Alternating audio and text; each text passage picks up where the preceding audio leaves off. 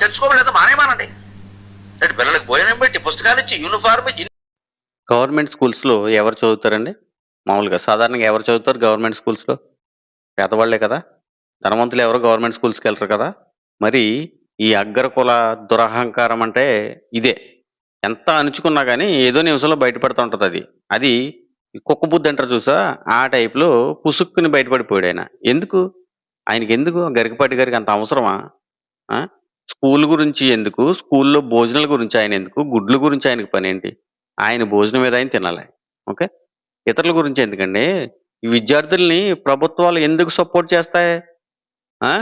దేశ ఆర్థిక వ్యవస్థ ఎలా బాగుపడతది? ఎలా వస్తది? విద్యార్థులు వాళ్ళు విద్య నేర్చుకుని విద్యావంతులయ్యి ఉద్యోగాలు రకరకాల కంపెనీల్లో పెద్ద పెద్ద వాళ్ళు సేవలందిస్తారు. దానికోసమే కదా విద్య అనేది. అందుకే కదా ప్రభుత్వాలు సపోర్ట్ చేస్తాయి. ఏంటి ఆ మాత్రం జ్ఞానం లేదా ఆయనకి? అదేలే గరిక బుద్ధి, గడ్డి బుద్ధి ఎక్కడొస్తది? పెద్ద తలకాయ.